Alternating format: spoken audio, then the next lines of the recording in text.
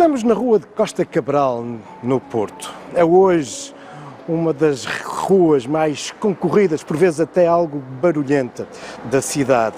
Mas nos finais do século XIX, nós encontrávamos ainda, de algum modo, nos arrabaldes da cidade.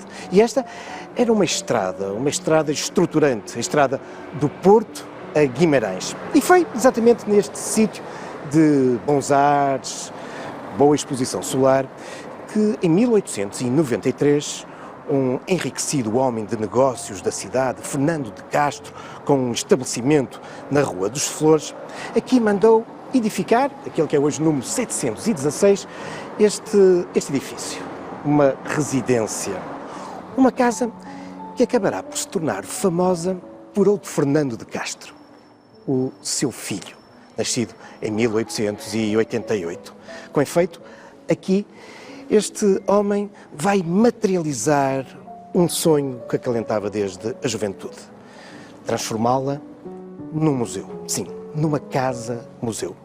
Este caricaturista, este poeta, tinha também uma enorme paixão pelo colecionismo. E, de facto, aqui criou um tesouro. Um verdadeiro e escondido tesouro da cidade do Porto. É a Casa-Museu Fernando de Castro, desde 1952, tutelado pelo Museu Nacional Soares dos Reis. Vamos descobrir este tesouro.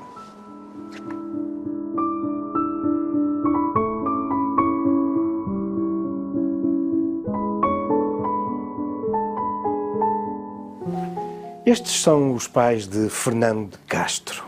Marcaram seguramente a sua infância e até poderiam ter marcado de uma forma muito especial e quase negativa se pensarmos que Fernando de Castro, tal como a sua irmã, resultam de uma ligação que não era oficial.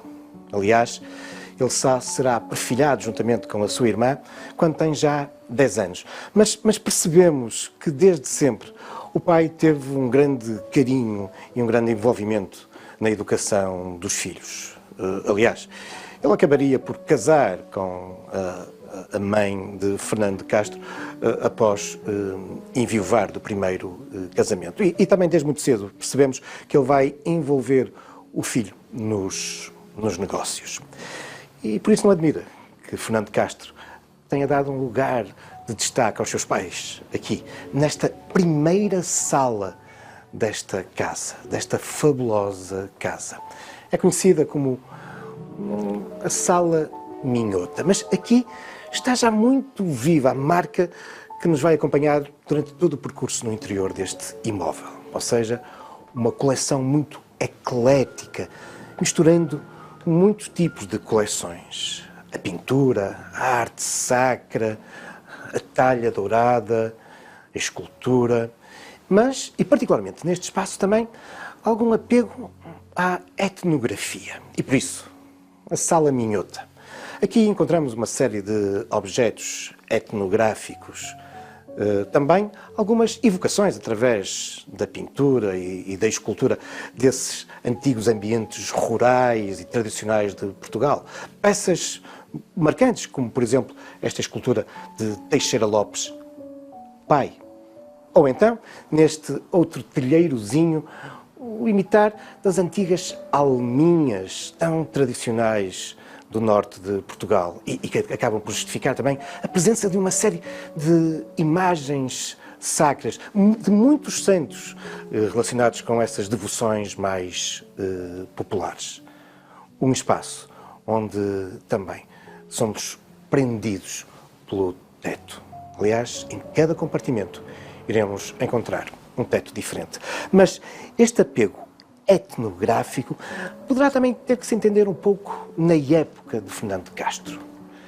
Uma boa parte da coleção e do ambiente desta casa vai se formar durante a década de 30 e 40, durante o apogeu do regime de Salazar. E havia um grande apego ditado por António Ferro na recuperação, no certo revivalismo etnográfico. Isso seguramente poderá também ter influenciado Fernando de Castro.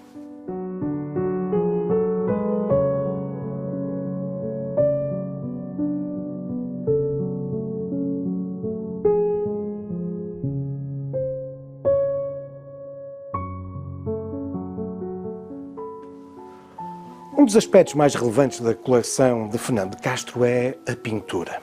Aqui podemos contemplar um conjunto notável de obras, desde o século XVI até às primeiras décadas do século XX. E há aqui um claro destaque e um gosto, obviamente, do colecionador pelos naturalistas, nomeadamente os naturalistas portugueses. São vários e são muitas as suas obras. Aqui, no corredor que nos conduz da Sala Minhota em direção à sala de jantar, vamos cruzando com algumas dessas telas de vários autores, incluindo de um amigo próximo, o mestre Joaquim Lopes, com quem se correspondia de um modo significativo. Mas é também aqui que nós podemos observar uma outra peça marcante na casa, um busto do próprio Fernando de Castro. Foi concebido cerca de 2 anos antes da sua morte por Joaquim Meireles. Mas aqui, antes de entrarmos na sala de jantar, é de novo a arte sacra que marca o ambiente. Por exemplo, com um painel de azulejos desse famoso mestre italiano que operou também entre nós, Battistini, e que aqui nos representa nada mais nada menos do que aquela figura que desde a Idade Média domina o brasão, as armas da cidade, Nossa Senhora da Vendôme, de resto, nos nossos dias, a padroeira do Porto. E claro, um grande conjunto de imaginária, de esculturas, diferentes imagens de santos católicos, entre tantos outros. Saliento, por exemplo, este belíssimo e antigo São Brás, levando a sua mão até ao pescoço, recordando-nos que ele é, afinal, o padroeiro, o protetor das doenças da garganta. Mas vamos até a sala de jantar.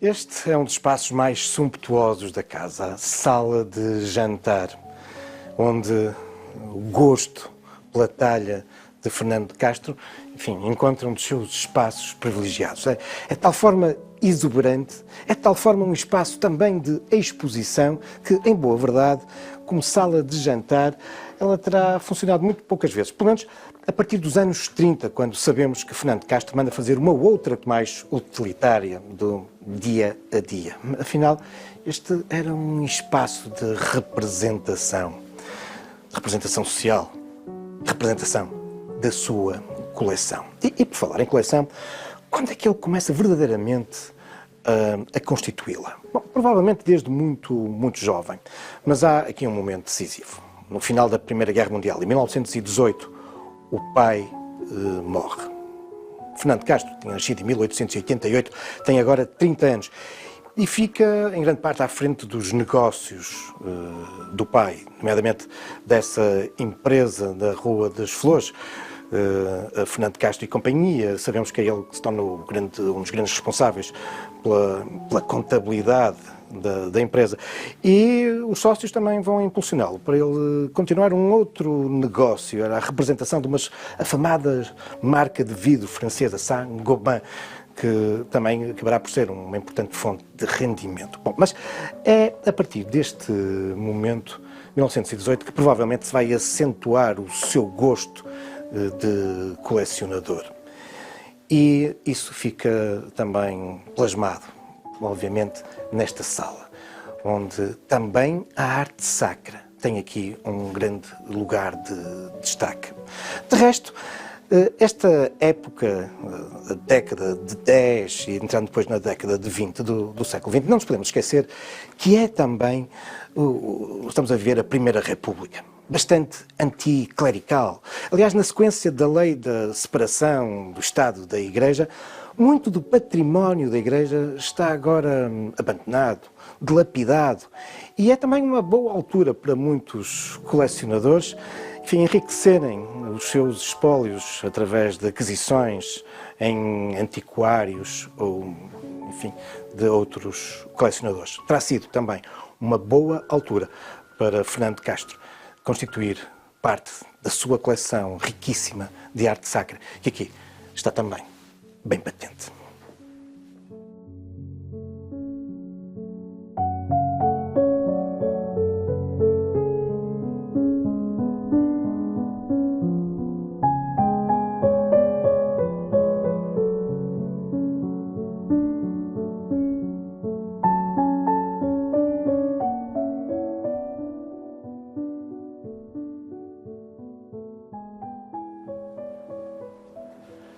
Deixamos o piso térreo, subimos ao primeiro andar e continuamos em espaços sociais. O espaço da intimidade, esse está reservado ao segundo piso.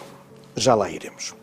E ao cimo das escadas, deparamos com outra das salas mais sumptuosas da casa de Fernando de Castro. É a designada Sala Amarela, e percebe-se bem porquê, ou também designada como a Sala de Baile. Aqui domina, uma vez mais, a talha dourada, tão do gosto do proprietário da casa.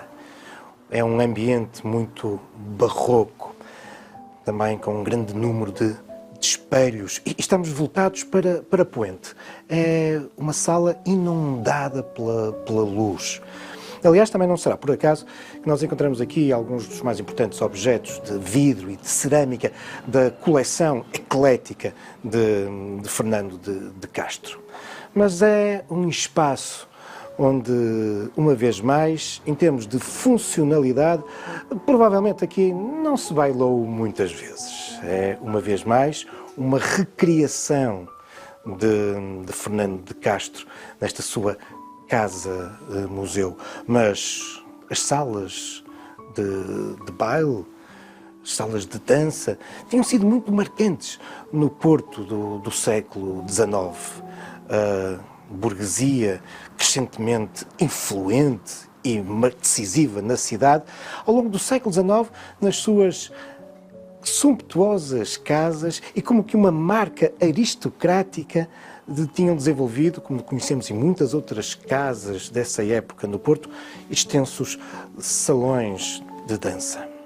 Esta, como vos dizia, provavelmente nunca recebeu muitas noites de dança, mas é seguramente uma das mais belas salas desta casa, e onde nos aparecem também algumas peças muito interessantes, nomeadamente uma pintura, O Doente Imaginário, inspirado numa obra de Molière. É uma pintura do italiano Signorini, uma figura marcante das artes na transição do século XIX para o século XX. Está representado em vários museus europeus, também russos e nos Estados Unidos. Sim, esta é uma casa excepcional e não raras vezes com peças excepcionais.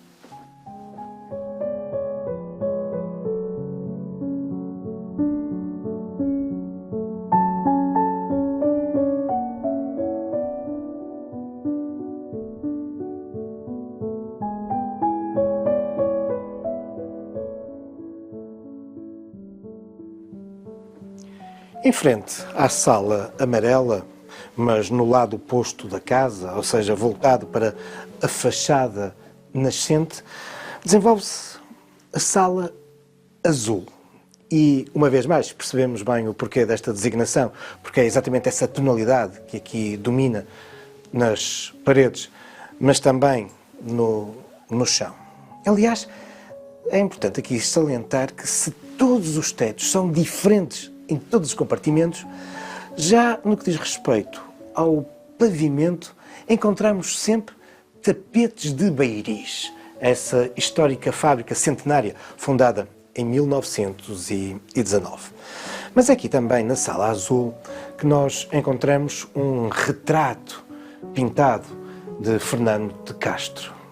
Numa sala onde também, dentro deste espírito eclético, isto é, misturas de coleções, nós encontramos aqui também um conjunto de peças orientais, estatuetas, cerâmicas. Foram provavelmente adquiridas no Salão Silva Porto. O Salão Silva Porto era, nas primeiras décadas do século XX, um espaço incontornável no mundo da cultura e das artes da cidade. Lugar de exposições, lugar de encontro de colecionadores com artistas, espaços de tertúlias e, claro, também espaço de negócios. E muitas das obras, sabemos, de Fernando de Castro foram adquiridas fruto desta sua grande ligação com o Salão Silva Porto.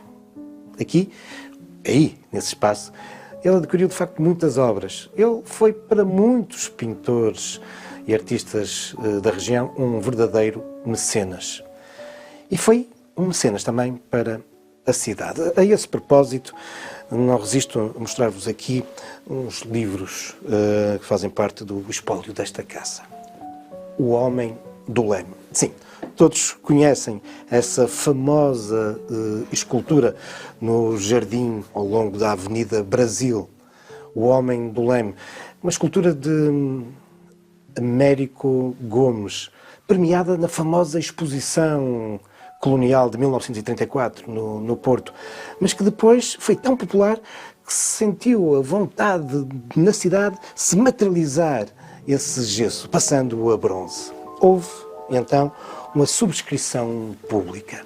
E este livro recorda-nos exatamente as contribuições de muita gente do Porto e uma contribuição significativa, claro, também, de Fernando de Castro.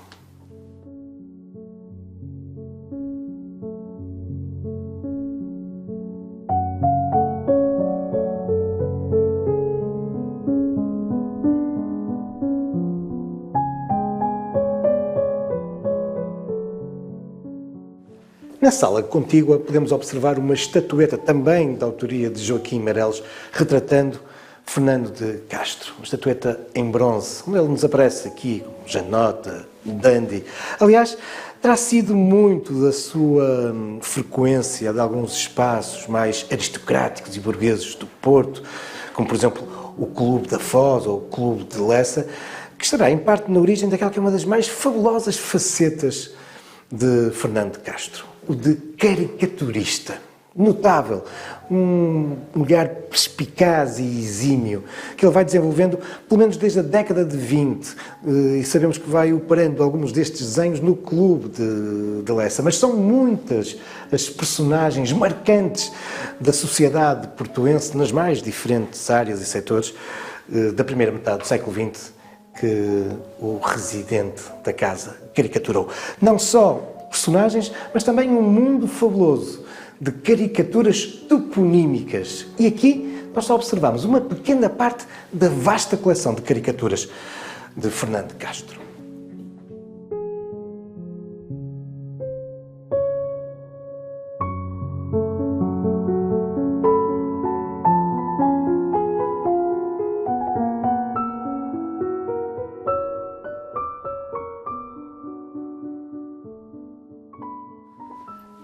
A obsessão em preencher todos os espaços, aquilo que os historiadores da arte chamam muitas vezes o horror ao vazio, tão típico do barroco e tão do gosto de Fernando de Castro, é levado ao extremo aqui nesta escadaria que agora, do primeiro piso, nos conduz ao segundo piso. E agora sim, vamos entrar no espaço da intimidade. Mas aqui, nesta escadaria, é mesmo um gosto exacerbado pelo barroco e pela talha. É a talha pela talha, porque nós vimos noutras salas, como na sala de baile ou na sala de jantar, que a talha servia muitas vezes de cenário para outras peças, mas aqui é de facto a talha pela talha. E não nos podemos esquecer que uma boa parte da coleção e desta casa de museu se vai concretizar na década de 30 e nos inícios da década de 40. E isto coincide com uma outra época em que os bens da Igreja, nomeadamente o interior dos templos, estão a ser em muitos sítios desmontados, fruto da intervenção da Direção-Geral dos Monumentos Nacionais, que dentro de um espírito na época nacionalista, querendo devolver às velhas igrejas medievais o seu aspecto original, lhes vai retirando, dizem os documentos da época, as excrescências do tempo, nomeadamente as intervenções barrocas. E por isso havia muita talha dourada na década de 30 e 40 a ser desmontada. E seguramente Fernando de Castro também aproveitou essa oportunidade.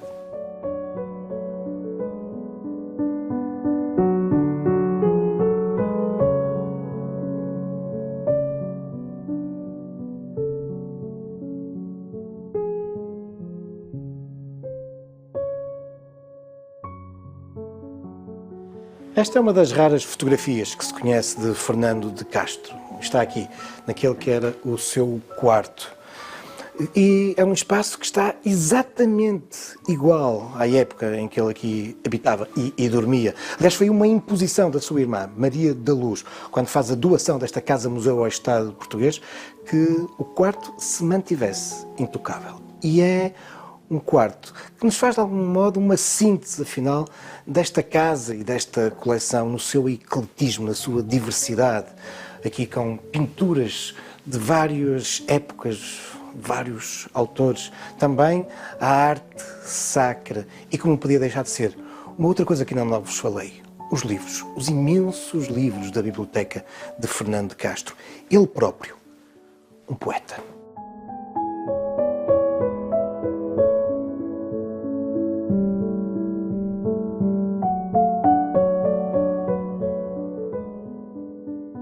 Contíguo ao quarto de dormir fica o escritório, onde, uma vez mais, os livros abundam. Mas terá sido também neste ambiente que Fernando de Castro terá produzido muitos dos seus poemas, vários dos quais acabaram por ser reunidos em livros. Poemas que muitas vezes são marcados pela dor e pela tragédia. Caso, por exemplo, de Meteoro, um livro que publica em 1907. A irmã havia casado em 1905 e do casamento tinha resultado uma criança, mas que morre muito precocemente. E estes poemas evocam essa passagem meteórica do sobrinho e da tragédia que marcou a família. A irmã que acabará por se divorciar em 1921, ano em que Fernando de Castro publica um novo livro, O Noivado Pobre, onde claramente a situação da irmã o marcou. Mas, curiosamente, ele dedica o livro à memória do pai.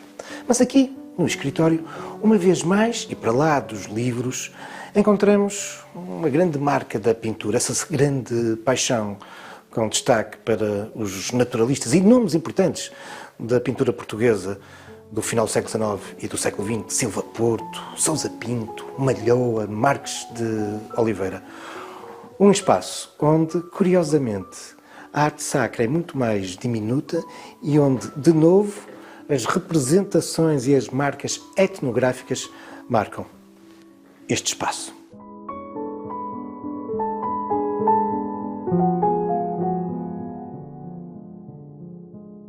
Fernando de Castro morre em 1946. Após alguns anos de negociações, a irmã Maria da Luz vai doar a coleção e a casa-museu sonhada e concretizada pelo seu irmão ao Estado português. Desde 1952, este é um espaço tutelado pelo Museu Nacional Soares dos Reis. Um espaço fabuloso, um tesouro da cidade, mas ainda com muito por lapidar. Isto porque Maria da Luz acabou por doar toda a coleção, mas destruiu os papéis do irmão. Hoje há toda uma investigação ainda por concretizar em torno de se tentar perceber de onde vem, qual a proveniência de muitas das peças que Fernando de Castro recolheu e que seguramente teve cuidado de registar. É uma figura fascinante, Fernando de Castro. No seu escritório, para lá das pinturas naturalistas, e muitas vezes pensamos em Fernando de Castro como uma figura conservadora, mas a verdade é que ele tinha também lá algumas pinturas de novas correntes que vinham emergindo desde os finais do século XIX, mostrando, afinal, que era um homem atento, curioso. Mas isso são já outros factos, também algumas lendas, futuros caminhos da história.